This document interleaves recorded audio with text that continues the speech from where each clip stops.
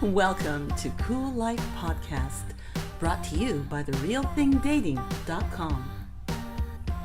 www.therealthingdating.com. Polydor Records for out scouting. This girl grabbed my bangs and ran my head right into the speaker. Oh. And everyone cheered like this. Yeah.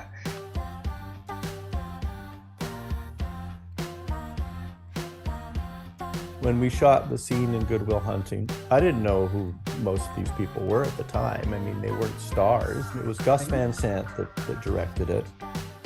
Gus Van Sant was on the floor with Matt Damon's character. I didn't even know who Matt Damon was at that time. I'm Eva John. I'm a former candidate for local government. I was a children's television entertainer, and I love this world. And I believe we should take care of each other and have a lot of fun along the way. Welcome to Cool Life. Here we go. So, John Stewart, we can just start right now. And Sure.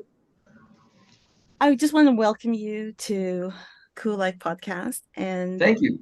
I'm so thrilled to have you here for the inaugural podcast. And I just want to say, this is a place where you're going to find a lot of love and admiration for your music. And as much as I have you here as an outstanding musician, I've got to start by asking you about the fact that you have the coolest hairstyle in rock and roll. Can you tell me, you constantly always look amazing, and you always have this surprising look. It's like we saw you last time, and then there's a slight difference. And at what point did you decide you're just not going to have your dad's haircut? when I was very, very small, my dad always had no hair. He lost his hair at 21. It fell in his pillow after putting some kind of formula in his hair to try and make his hair go dark, and it all fell out on him. And so I've always known my dad to have no hair. Right. My grandfather died with a full head of hair, and oddly looked a lot like David Bowie, ironically. Okay. So that's a cool family trait. I've always loved. I'm a lover of fashion and a lover of visual as much as audio. My whole life. Right. Just, I don't know. I don't like being bored. Well, it's part of performing, right? That it is. It really is. But even before, they say you got it or you ain't got it, and it's definitely something that you got. It's just another part of your very cool way. Can you talk to us about the point at which you knew that music was going to be an important force in your life? Yes. Now, I remember ever since I was 3 or 4 years old, where I would listen to headphones for 4 or 5 hours at a time and get lost in it, completely lost in it. I'd get lost not just in the type of songs, but I would obsess over listening to certain songs and wondering, how are they doing that? How are they making that noise? Right. Why doesn't my guitar sound like that? And how can I make it sound like that? Right. Then I found a distortion pedal when I was very, very young. And I also found my love of chords. I love really good chords. I've always related music to things happening, the way the air feels that day. I could tell you almost what 1983 looked like it was yesterday. Wow. You know what I mean? It's just what I mean. I relate stuff, patterns to sound and visual my entire life. That is just something I crave. I crave it. I need it in my life. I had I think maybe I had a year or two where I was not entirely sure the direction of what I was doing, and I thought they were very lonely years. And then when it came back, it was perfectly amazing, and I look forward to having it in my life every day. It's something I need. It's my church. That's what it is. Right. I can understand, because of course, someone, when they do dedicate their lives to their creativity and their music, there is a turning point where there is an us and them. where There is, yeah. you're no longer just one of us. That's right. You definitely become a them. And so your music has such a high content of creativity. There's always this surprise element where you find a way to say something that we didn't even know we wanted to hear. And it's an amazing way to be surprised by not just the sound, by your lyrics, what they all combine to mean together. And what do you find as your source of your creativity that My inspires you? source, um, many different things. Um, I would mostly say like beautiful dark sounds. I love the noise of something, a deep dark sound, deep dark colors, Mm. and uh, it's a hard question to answer because everything influences me a lot. But I find I love big, beautiful chords and the way they make you feel when they crash together. Um, and I hear syllables in my head constantly, Mm. syllables. And like I remember watching an interview with Maynard from Tool once, and he described it like that too. I thought it was the only one that ever thought of it that way. But it's like syllables you're hearing in your head. They're not necessarily words yet. It's before words. It's feeling before words. That to me explains a lot of what creativity is when it comes to music. I think there's you know it in your soul before you know it in your mind. And That's it really profound source, obviously. If yeah, even if it's like but before the point at which it's words, right? yeah. It's like you're waiting to hear the words in your own head, and that's what it kind of feels like. Yeah. I I have a syllables going through my head first. It's the feeling of uh, it's the sound of the pattern that it never ever. It's I I'm obsessed about songs that I will write one day. So when it comes to creativity, I think that the best part about where I really can find that is when I have these syllables that I hear in my head. I hear them, I feel them. Uh, it's like the sounding almost of a drum mash. It's not even necessarily a note yet. It's just syllables and syllables that turn into words. And I once heard uh, the artist Maynard from Tool talk about this, and he talks about it the same way that I feel it, and he was describing it like on how you figure out the syllables first before you even know what the words are, and that struck me when I heard that because that's exactly the way I feel about it. I've always done it like that. I'll hear a rhythm going in my mind on how words would sound first before you even know what those words are, and then I think of what is going to fit right with it, and usually is um, something that is emotionally attached to it. I always find fits like putting in a puzzle, that piece of the puzzle that's there. What a That's what cool experience as far as knowing that there's something almost like unborn life that is yeah. just kind of starting up That is a very around you. very good example of that. That is kind of what that is. Yeah. Yeah, That it's sounds like. really neat because I mean it shows in just what we hear Yeah. from your music that Thank you. it's constantly going to a place that's, you know, kind of it's unexpected, it's fresh, it's a little bit of an emotional surprise, and really like that as a part of what I've encountered with your music. And yeah, Thank you. oh no, thank you, really love it. You know, with that unique and interesting way that you create, you have a following of people who they're incredibly loyal. They are so loving. It's actually love there. Very very fortunate. Very very fortunate. And like you've done something special to, you know, make those relationships. Yeah. And I mean, as far as what you've seen and what you've encountered, can you tell me about that as far as like, are you seeing you've got loyal fans that go back for years who keep seeking you out? Oh yeah, yeah. Um, It's funny, you know, I ran into this friend of mine since I was a very small child. He was the man who owned the music store that my dad used to purchase all of our strings and all my for me and my siblings all the time. That my dad spent a lot of money at this man's store, Right. and we watched that store grow over the years. And then his name is Pete McCauley, and he then retired from that business years later to sing for the band Teenage Head. And after Frankie Vanham had passed, Pete stepped in briefly for I think a tour or two, Wow. and you know, I always found that people like him. And he once said to me, it wasn't that long ago too. He said to me, said, you know, you've been doing this your whole life. There are those who pick it up in high school, those who pick it up in college, or then, you know, they're just after high school, they pick it up.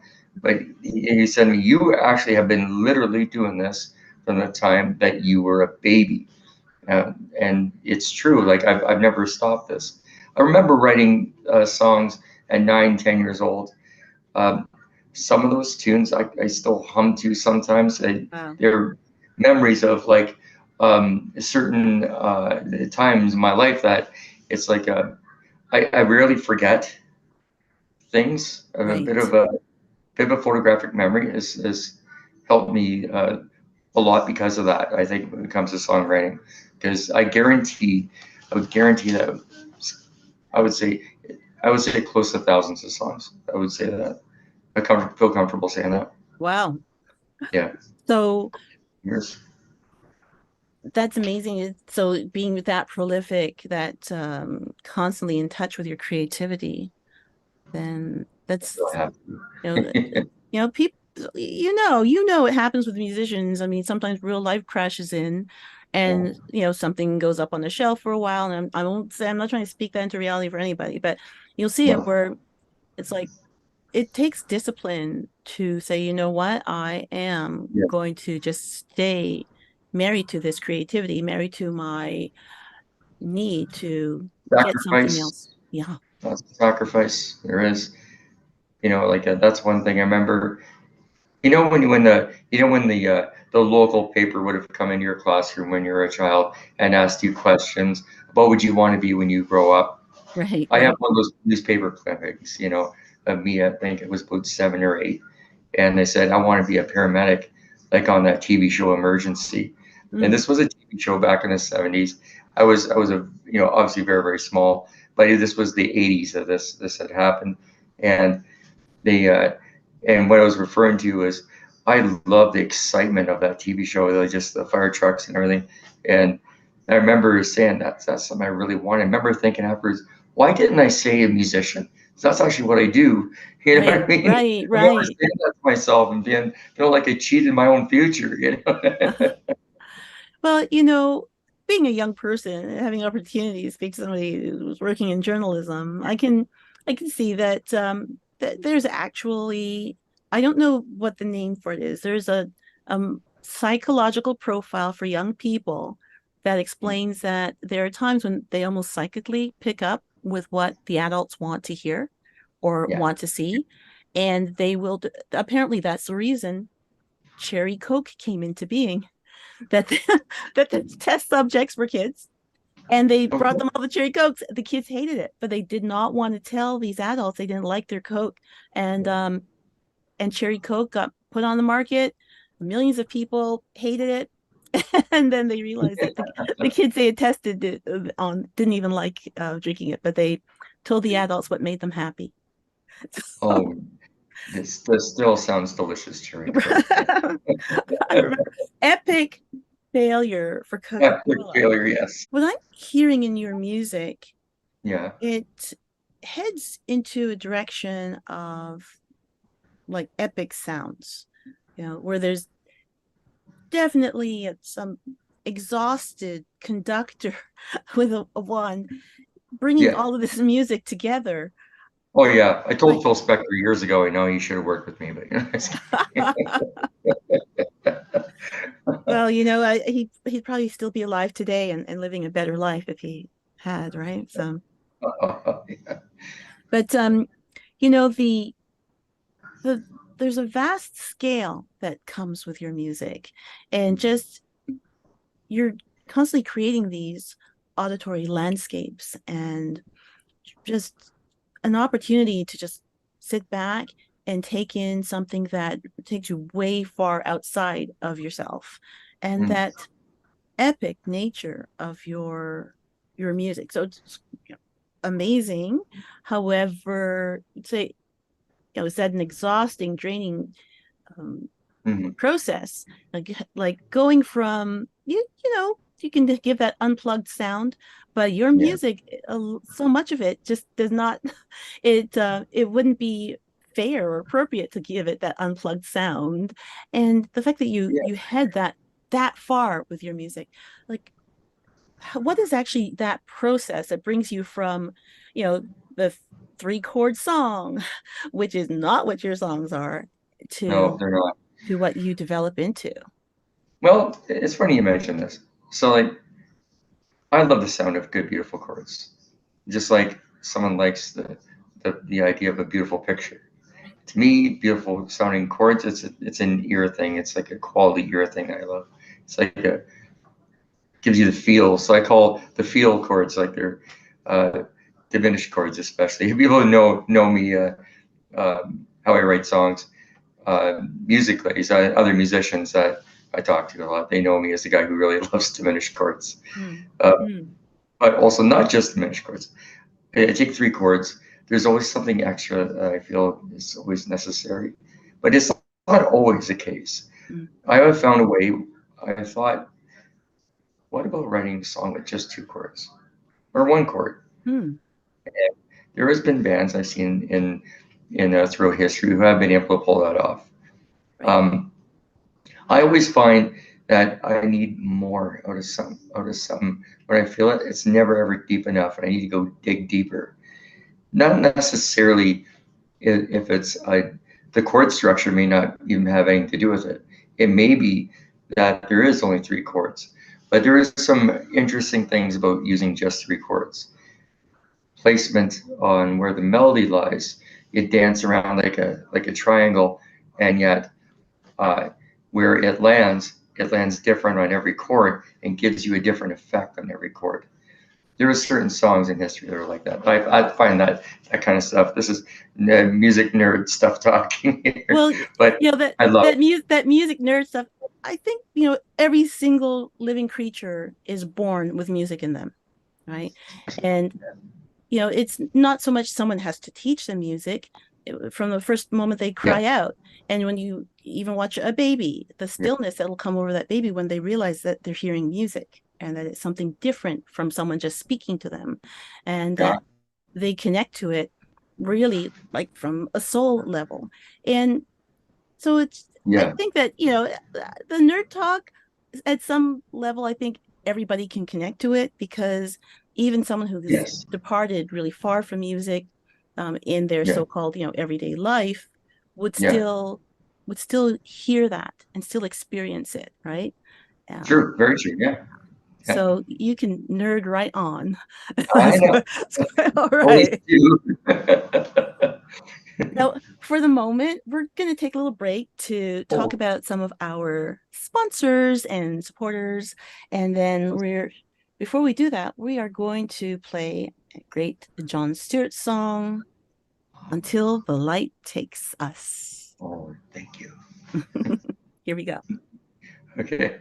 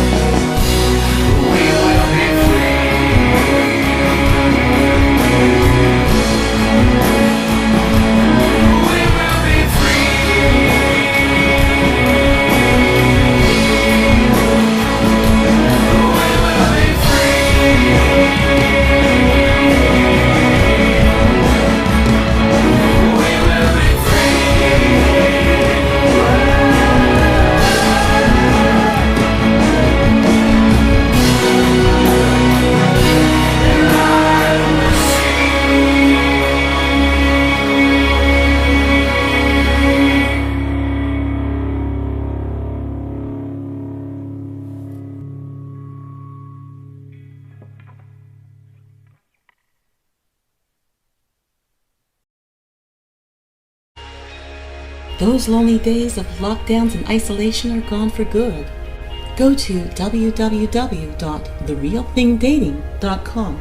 That's www.therealthingdating.com. It's time to share. Share your time, share your life, share your love. www.therealthingdating.com. Join for free. Upgrade at any time, starting at just $5.99 a month. www.therealthingdating.com. Because it's time. This is Cool Life Podcast. Please remember to subscribe to Cool Life on your streaming service and on YouTube as Hellenique Today. That's HELENIQUE Today. Because that helps us to bring more cool stuff to your ears. You're listening to the Cool Life Podcast. We'll be right back.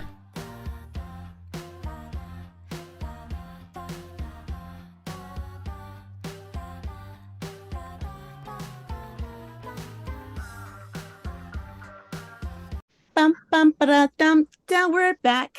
We're back.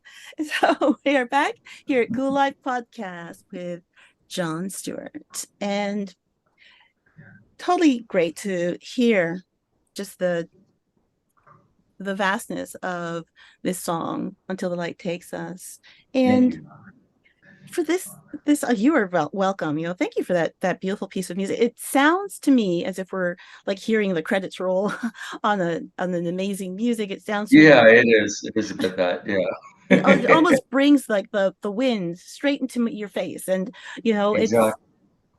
You experience so many things that are not necessarily in the room with you, but because the music is just so evocative, and it takes us to so many highs and lows. I mean, you can superimpose that music right over any type of story, whether it's love, it's vampires, immortality, it's killers on the run. It's like it's all happening in that song. Just really like something like even I envisioned for this song years ago.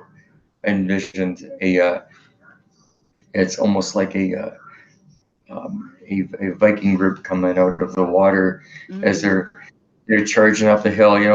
There's this kind of thing that's like an open field kind of feel to it, because it's big sounding, right? And it's got that, like I said, like it's got a movie kind of esque kind of feel to it. Definitely a larger than life thing that comes across in that music, and those sweeping strings. It's just brings pretty. it to Love that.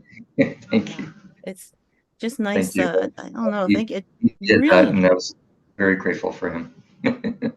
Well, your whole team are really bringing out some really nice things, and it's one thing to know the direction you want to head in, and to be able to give that kind of leadership to be able to bring out the best in the people around you, and they can bring out the best in the work. Now, over the years in your career, there are times people feel they've got to do what they got to do. Have you ever felt like you've had to sell out in order to keep the work going, keep yourself going? I wouldn't really say that. No, I've always been a bit of an the wolf on the other side of the fence. Right. I've always been a slightly different breed than that. However, I was for a period of time. I was not only doing my own stuff, but I was playing guitar for a girl named Mary Fivey. We did that for quite a few years, and if there is anything like that, I guess in a sense it would be that, but it wasn't, because we had so much fun doing it, and there was a lot of. I mean, her music is amazing. I love writing with her. It's absolutely incredible. She's an amazing artist, and for a few years there, I mean, we were focused on what she was doing a lot, and we tried to push to have her put it out there as quick as we could. and that I guess, again, a sense, I guess, yes. So maybe it feels a little bit like I was then, but I only meaning that I had to put some of my own songs aside temporarily. So I don't, you know, I don't really believe that there's any real time life that I've actually felt like that. Okay. I don't think so. But I mean, there's been times where uh, I mean that in order to properly um, put the work into your music, you have to do that. That's just part of it. Um, sell it out. I don't think that's something I've ever been really part of in any way. Um, even in my times in other bands such as Mary 5e and everything, where we had to push that in a different direction, away from my own music temporarily. I don't think that was uh, a selling out thing. That was just a fun thing. It was extremely fun, and we had a lot of fun doing it. So it's not, it's different. I think what you're asking is you're asking, is there a time where I felt like I've um, I've done my due diligence to put myself in in the way of I wrote for the sake of writing for others as opposed to myself. Is that what you're getting at? You know, whichever way, you know, a person might feel so that they've sold out, whether that's writing for Yeah, others or writing for cheeseball commercials or exactly. I mean, I do write, but here's the thing, you be like, I write so many different types of songs. right. It's not just my rock songs. I write pop songs, R&B tunes. I write everything. That's just what I do. I write all kinds of stuff, and not all of it I'm going to use on a record, Mm-hmm. because it would sound like a compilation album, right? Right. Okay. You know what I mean? Right. But however, um, you know, like there is, you know, I find with I like to theme things. I like to make that my albums have a theme to it. It's like telling a story. It's exciting. It's like making a movie, like being a playwright, writing a story, writing a book, something like that. You know, I always like my music shows, like the live shows, the same, almost the same way like you're watching a movie. You have this big, beautiful intro, and this big story starts to happen, and then right near the end of it, this big crashing ending. It's just like the ending of fireworks, where you have them all going off, boom, boom, boom, boom, boom, boom, and then bang, it's done. Right. And that's what you remember as a good show. I love that template. To me, I think I like a song like that. Right. Right. Well, I mean, Yeah. as long as you're finding your satisfaction in whichever type of genre of music, Yeah. then it isn't selling out. That's good. It's nice. Yeah. It's nice to be able to remain, you know, pure or Yeah. at heart in what you're doing, for sure. For all that you've achieved and as far as you've come to this point in your life, if you were able to say time travel back to speak to your younger self at the start of your career, what would you say to your younger self as far as now Well, I that really believe, as far as a time traveler, I believe I did. I believe I have already. right, I right. really believe I have. And I told myself, your hair is going to make sure your hair is white by the time you're 30, you know, and you're good. Right? You know, remember, you know, when I was a small kid, like my hair was quite light. I've always been fair haired my whole life. And then you know, I should have told myself, you know, watch your 20s. Oh my, watch out for your 20s. But but yeah, if I could tell my younger self, I honestly believe that I would probably uh to I would be uh, more controlled on my and tell myself the knowledge that, hey, you know, everything is okay to it is okay to like uh like that music. It is okay to like those sounds. You know, it's funny, you know, even back when I was a little bit younger, um, music was still kind of segregated in a way. It was a bit of musical segregation amongst younger kids. You know, either you would listen to heavy metal, you were listening to punk, you were listening to pop, you're a rapper, you're a DJ even back then, and there was separate, and now everything's more combined together, which is lovely. Right? But back then there was that thing where, I'm not going to tell my buddy that I got a Pink album, back in the day, like that kind of thing. She's lovely, but I'm just saying that back in the day, you know what I mean? Like, Right. oh, he's got a Cure album. Oh my, don't talk to him. You know what I mean? There was that kind of weird chatter when we were younger, right?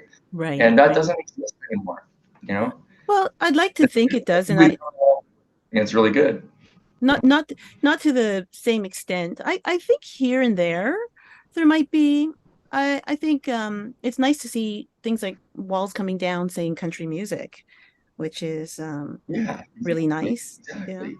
But I Yeah, think there's some places if you walked through that neighborhood singing the wrong tune out a little too loud, I think someone might actually come out and exactly. tell Oh you. yeah, so it exists.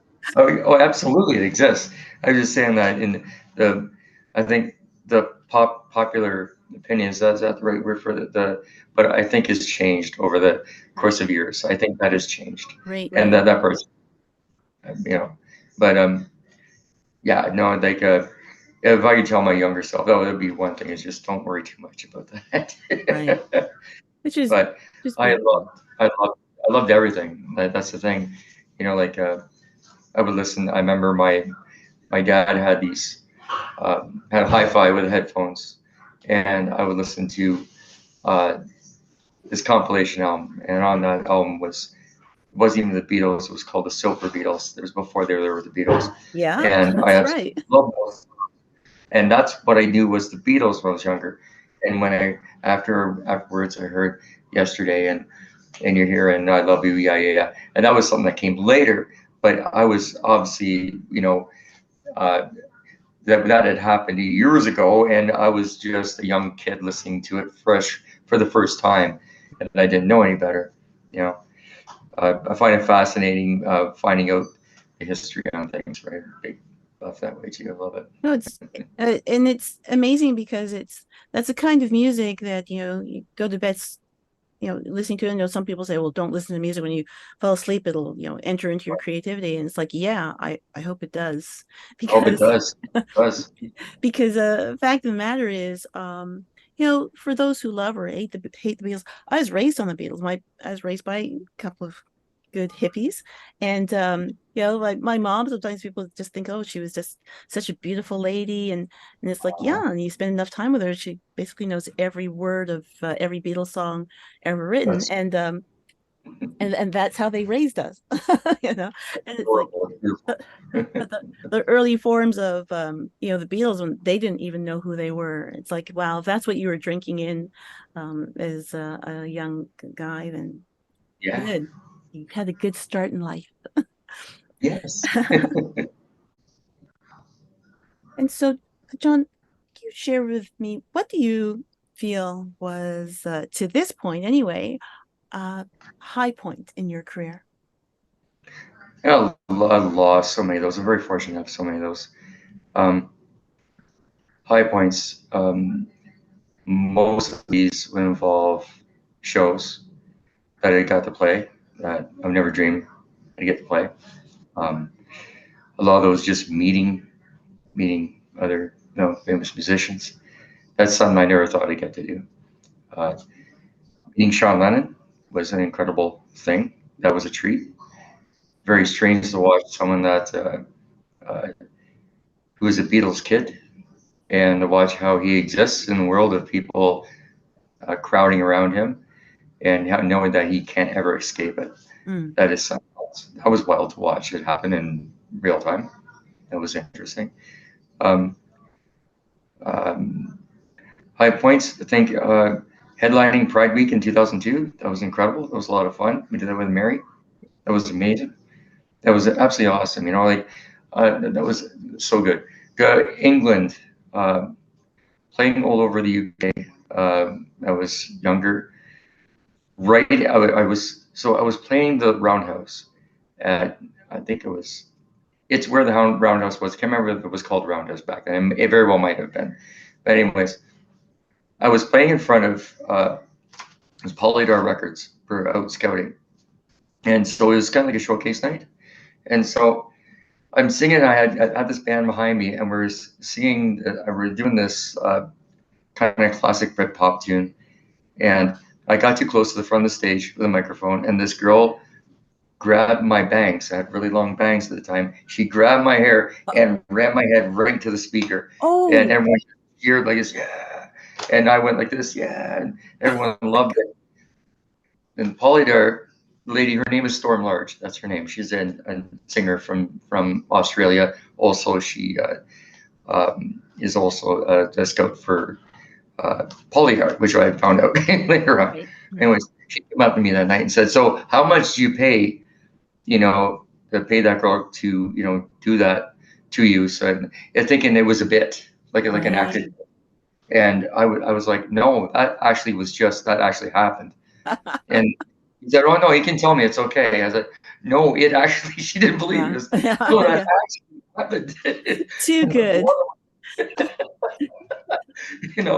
High point. That was a high point. Right. It's not just that night, but waking up the next morning, realized I just played the Roundhouse last night. That's amazing, or even just the places I've been to with music, the working with different artists, like that I've looked up to, John, can you tell me, what do you consider to be a more challenging time in your career? I think one of the more challenging times, to be honest with me, around the time when I wrote the song "The Other Kind." The song was originally written during a very, very kind of dark moment in my life, I guess you could say. Very lonely time, so it enabled me to get in my own brain for better half of a couple of months. And the challenge part was my intention of writing this song was something that was very, very different. That people who know the story behind it, know why I say this. It was a message, a written, coded message for someone that I love dearly, and it could be rather. We try to keep it away from people what we were talking about. So, and the only way I did this, instead of blasting this on social media, which we could not do that at the time, we could not message each other properly. We had to go out, think outside the box, and we went to extreme alternatives to do that. One of the ways that I communicated with her was through writing a song and then posting it on YouTube and dropping a hint to a friend without directly saying that, hey, this person has to listen to this song, because others would have reacted very badly to that. So because of that, we had a system working. We had a working slightly, I would say, a working team in order for all this to happen properly. So that song was actually the one. It was the apology letter for not because I did anything wrong, but it was such a horrible time in our lives that we had to we had to go to extremes in order to be able to allow it to be able to communicate. And that was one way we did it. I posted the song on YouTube, and that's how it came to be. The song, it created an idea for me to write multiple songs like that. Wow. And that is all stemming from the time that was actually a challenging and more what you could call a low point. It was, yeah. I would easily consider that. What I'm going to do is we are going to take a little break, but before we do, we'll play the song. And for those watching visually on Spotify and YouTube, you'll be able to see the video. And for the rest of the world, you can hear it and some of the themes and beauty of this song, "The Other Kind." Thank you. By John Stewart. Here we go.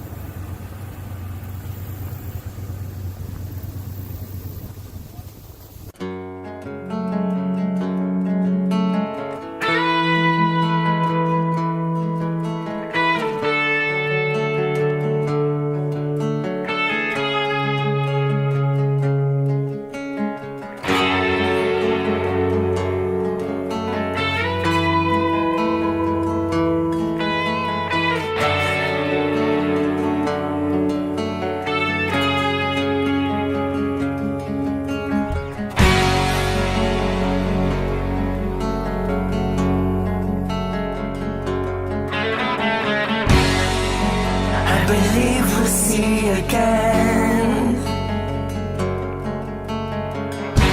We're so confused and times are with us, but if we can pretend that I can hear you calling, but if we can pretend my skin will shine like diamonds, but if we can pretend we're under the moon until the light takes us. I met you for the love.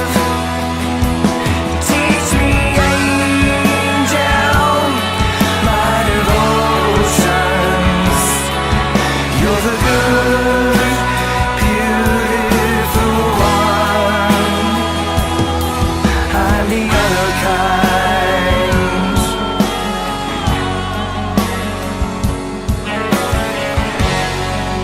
I believe we'll ride again to hell and back in our own minds. But if we can pretend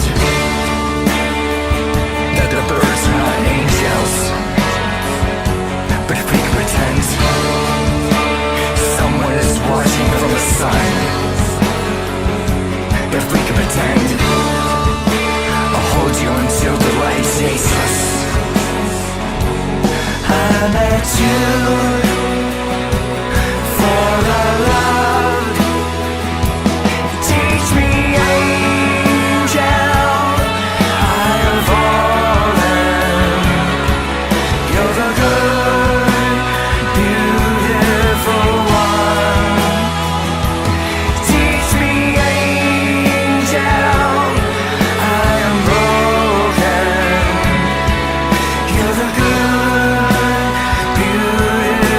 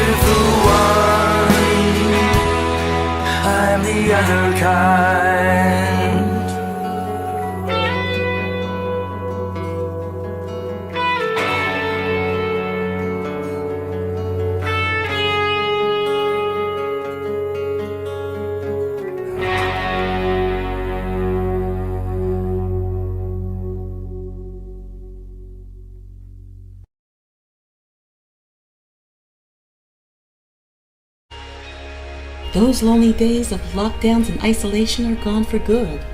Go to www.therealthingdating.com. That's www.therealthingdating.com. It's time to share. Share your time, share your life, share your love.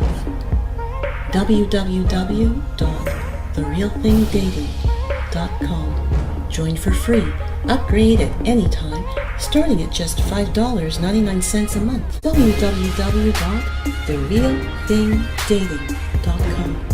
Because it's time. You're listening to the Cool Life Podcast. We'll be back in 3, 2, 1.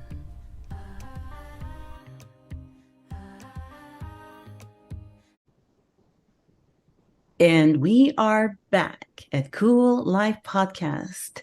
I'm Eva John, and we are in our discussion with John Stewart, rock artist, musician, singer-songwriter. And we have just heard your amazing song, The Other Kind. Thank you. Way to go. What a song. I love this song personally. And you had gone in a little bit just before our break about the process, the fact that this was something, this unique way that you were communicating to someone you loved. Yeah. And, now, as far as like that actual process of writing and recording this, just creating it, like lyrics and music, what was that like? Well, number one, this was during a time when I was spent a lot of time by myself, me and my guitar, but also I was playing with different sounds. I used to watch a lot of old Norse kind of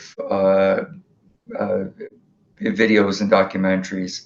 And the one thing I loved about it was this droning noise that's through a lot of the typical of like in Norse folk music. There is like this droning sound, and that to me it was really, really relevant to the song to have that. And so there was under, I want to say, a bed track of just that tone, and at the beginning of it, it's really noticeable. It actually stretches throughout the entire song right to the end. It's there. It adds a little more depth to the idea of how serious this was. Also the writing process, the lyrics, the way they were intended.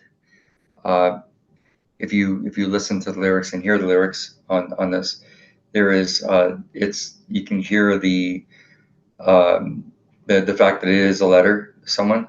You can also hear the subtle hints that it's dropping. There's coded words in there that mean things, so someone else would understand them.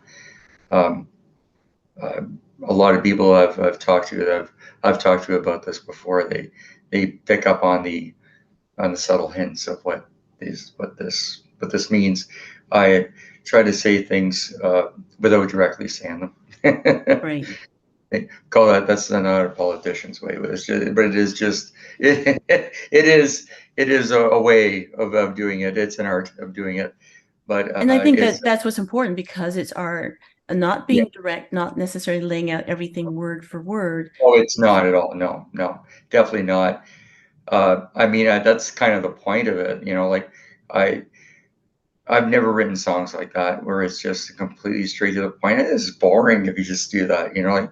There's got to be fun and everything. It's pure fun. It still doesn't mean it's not raw. It's raw emotion still. But there's subtlety there. It makes it quite universal. I think people can, lay on top of those lyrics and that music, they can lay their own emotions, their own experience. They can think that's a song about just being together in a park at night together and just enjoying one another's company. It can be a song like that. Yeah. Exactly. Although I don't go to many parks at night and on a date, but sure, okay. Your idea of a date, I know there's many. a vampire date at night in the Exactly. park, the other Exactly. kind. Yes. Yeah. Now, there's also the theme that goes on here. Like this, as far as a writing experience and what we're hearing and knowing now that this was part of coded messaging Yes. available to someone you cared about, and it's turned into something bigger and so beautiful and quite universal. How does that compare with the way you've written other songs? Interesting. You asked that question. I would say, well, not that it was the first song I did like that. It was definitely not. I had many attempts uh, at had doing that. Um, but even currently, what's on the current, I would say, last 8 songs of this current record is there's definitely the influences there from that experience. I do continue to do this. I'm continuing to do this. Some in some ways for different reasons. Thornbury Diaries is an album solely based on change of life, moving on in a positive direction. With that means things come to an end and things change. That's part of it all. Uh, and with that, there is it leaves you with sometimes the songs I've been writing have been almost like ghostly memories of what went on 4 or 5 years ago. There was a bit of that, and so it's definitely part of it. Uh, I was watching this this guy on TikTok named Bashar, and he was really interesting to see Bashar talk. Sometimes he goes as a guy who channels spirits, and they talk, or it's aliens. Some people believe that's what it is. But Right. anyways, he's brilliant to watch, and he's exciting. And some of the things he says is exactly that. Is the they using just because that uh, some this person's not present right now doesn't mean they do not exist. They exist. They really do exist. Those experiences existed, and they exist. You can't not exist. They exist. They just they're it's real. And so with that feeling coming across writing this record, um, a lot of these songs compare to that process. Okay, right. I've stopped So writing the spiritual side of my spiritual side in a sense. I won't call it spiritual. Yeah, somewhat yes, somewhat yes, okay. somewhat yes. To that, what I mean is, I'd say it's more about ghost stories than anything. That's why I call it more or less about ghost stories. Oh A wow. lot, a lot of these It's songs. certainly, even without looking at it that way, just Yeah, what the end result is, it's so interesting and beautiful, right? And like I said, it makes it so universal that it can be enjoyed, people can identify with it, and it yeah, takes you a little bit further away from the everyday life, yeah, right? And in the video itself, you took on the theme of Bonnie and Clyde, yes, pretty famous figures, criminal mhm, figures, but also huge representation of love that yeah, they were willing to do anything and everything with and for each other, yeah. including committing horrible crimes, robberies, and Exactly. murder. And how did you land on that for Well, Bonnie and Clyde? well, the thing is that I find about I found out while I was writing the song, the other kind, was that it felt like I was writing a story about them, because there were certain things that which I won't go on about. It makes it sound too ridiculous, so I'm not going to do that. But at the same Oh, time, now I want to hear that even more. well, but the the way I was writing this song, and as I was writing it, as it was coming to my brain and pouring out in words, which it came out quite fast, Mhm. very fast. Um, it made me think of what they went through, and there was a lot of comparisons. I can honestly say that uh, what me and someone went through was very similar in certain ways. I would say not the actual what happened to them, but the emotion behind everything they went through is quite similar. We spent a lot of uh, time living very nervous, where we had to watch out behind our backs Oh for a boy. very long time, and we had we had a friend pass away during all this, and we didn't know how to deal with that. It's a crazy story. I never thought I would go through something like that. But then, and in the end result was something completely beautiful.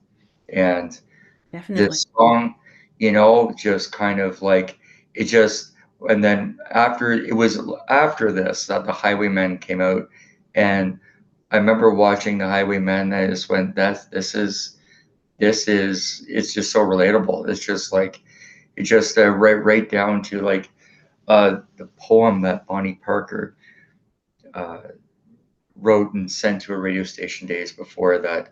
They knew that the police had found out where they were and that they didn't have much time left. And so she sent what is now a very famous poem, their last poem, sent to a radio station with the acknowledgement, knowing that they're coming for them and they won't have much time left. Right. So That was you're referring to Highwaymen, the series that it was definitely on Netflix and I think a few other streaming the services. movie, yes. Right. Yeah. Yes. So that's yeah, they take a look at that point in history Yeah. and the people involved with the hunt The Hunt. That's exactly for it. the criminal lovers. Yeah. Yeah. Something Yeah. else. Once again, the the point of the relation is more about how deep the not necessarily deep the love for me and her was. It's not even about that. It's more about, that's part of it, but it was more about uh, the deep brutal feelings of how we felt, how we imagined they felt.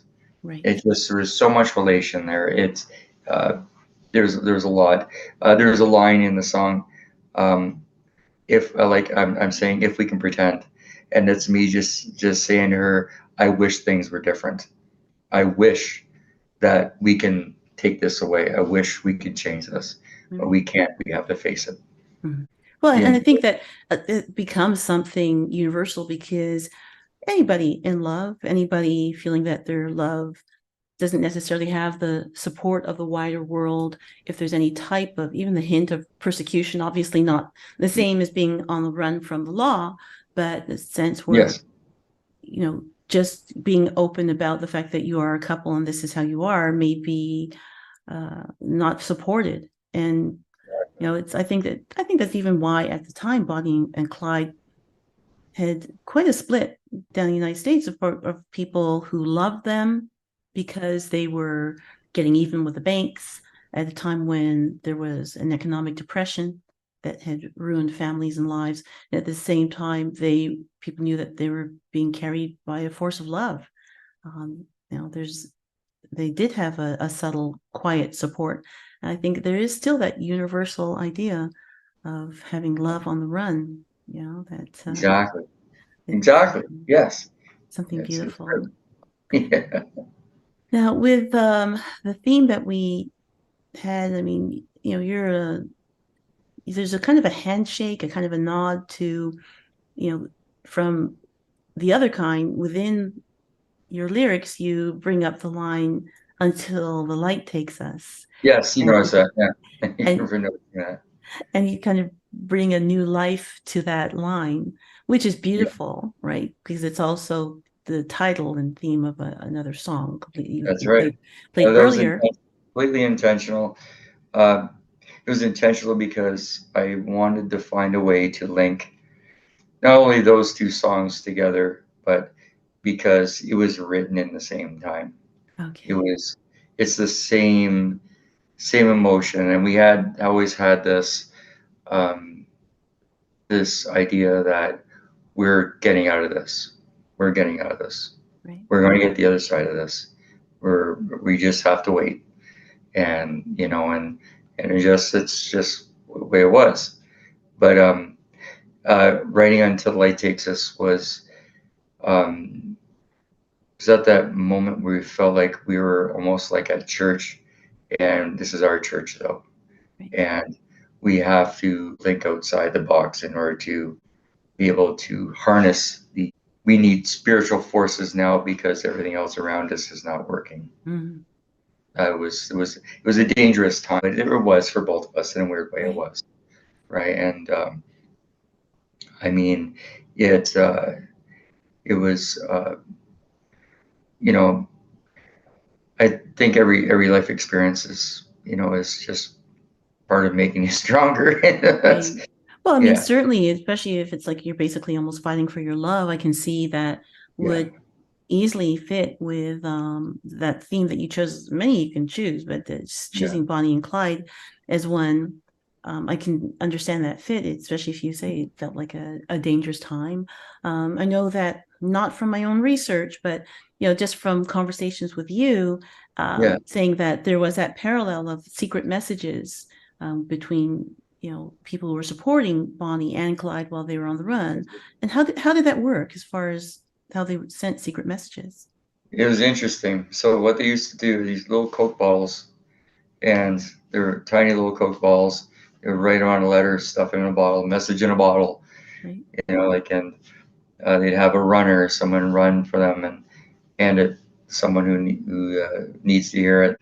That's a very interesting little slice of history, and to weave that into a storyline that you experienced and then take it in a larger plane to the music that you created. I always thought it was genius that they were able to do that, and it was sort of what kept us.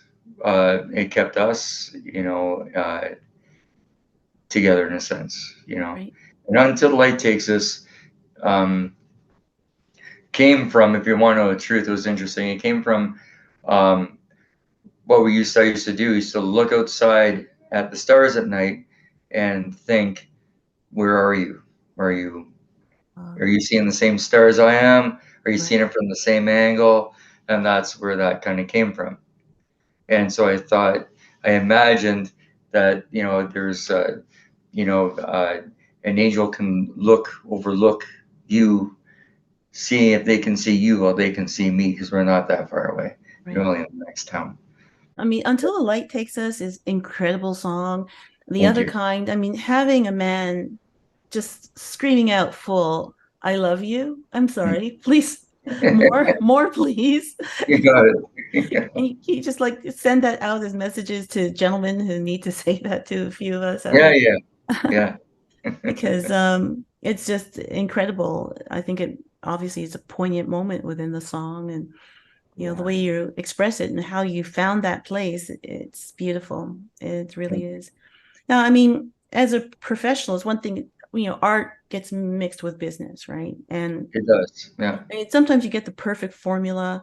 You get, bands that are like family, and when you tour, it's just like it's not even like work, because you're just doing something you love with people you love. Exactly. But have you ever found, just like as a leader of a band, someone who is, you're basically CEO of your band, Holy Asylum. Have you ever encountered a time in your history where just for the sake of the band, you've had to make changes? You had to not just do the hiring, but the firing? Well, yes. I mean, in a way, yes. I mean, I like to work hard at doing this. I'll spend hours in a studio rehearsing. I love this. It's what makes me breathe. I find that if someone is attempting and to jump into this, there are certain things that come with that. There's a discipline about it. There's a discipline about how the songs come about, how they sit in together, about how people can work together. And if that's not gelling, it is no skin off anyone's back to me that they feel that this is not working out, that's fine. Mm-hmm. It's no, I hope it's sure, I hope it's not, people don't take it to offense if I would say to them, you know, it's not working out. You know, you're like, yeah, I need to be here with this, and it can't be there because of this. Right. And so, yeah, I mean, I've had a lot of people invested their time into this, and there are people who, a lot of the people who have been, especially those who have recorded with me on this, are extreme professionals, and they do what they can because their time is limited. And so I've been very fortunate to have the people on my recordings that I do, and cherish every single one of them. It is amazing. Live band, yeah, I don't believe there's room for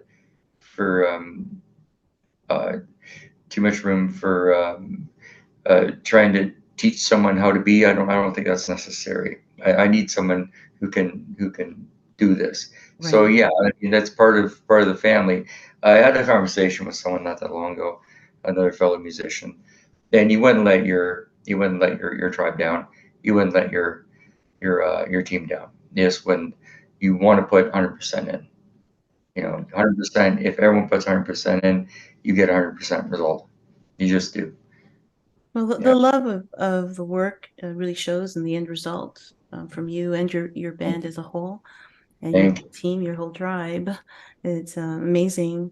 Now, tell me, John, where can people find your music? Spotify, Holy Asylum. Look up Spotify, Holy Asylum. You'll be able to find, there will be the full website. Also will have, So what's the full website then? That's it's asylummusic.com. Okay. We'll throw that up as well. www.holyasylummusic.com. Yes. Okay. And you will also be able to find me on various platforms of social media. I am on TikTok, Instagram, Facebook. There is many different versions of me on YouTube. So like a Holy Asylum YouTube, definitely look for videos. Okay. I'll be posting anything online, including radio shows. I've done a fair amount of radio gigs in the last year or two. So I'm compiling all of those to be posted on there as well. So there'll be a little bit of everything to look at. Also, we are making short stories and preludes to videos. So that is coming too. Wow. So there's a lot coming down the line. That sounds so cool. Well, and as far as like upcoming projects, so the short stories, and there's, as far as music, what is on the horizon for you? The album release, Thornbird Diaries by Holy Asylum. That will be I'm just hoping for just before Halloween we'll have a drop of a full album. It will have 12 songs on it. These 12 songs are very, very direct. That they're very, very deep songs, very, very deep tunes. The Other Kind will be part of that. There were a bunch of new ones that people are excited about playing. So I'm hoping you all will be excited to hear them. For sure. Yeah. I know that for sure. Well, thank you so much, John, for your time, for sharing your stories, your life, your music. And until next time, I wish you all the best. And please remember, keep up with John Stewart. Check in on his website, holyasylummusic.com, for John Stewart and his band, Holy Asylum. Thank you very much, John. Thank you. Thank you so much. So good to see you again. Yes, a real pleasure. Thank you from Cool Life Podcast. So we're going to rock on out of here Looking forward to our next new upload every Tuesday on Spotify, Amazon Podcasts, as well as Apple Podcasts, Google Podcasts, and iHeart Radio. Bye now. Bye-bye. And that was our show. Thank you for listening to the very end. Please remember to subscribe through your streaming service to get more access to our guest interviews. Also, please subscribe on YouTube to help support our podcast. Until next time, I'm Eva John for Cool Life Podcast. Thank you for turning me on.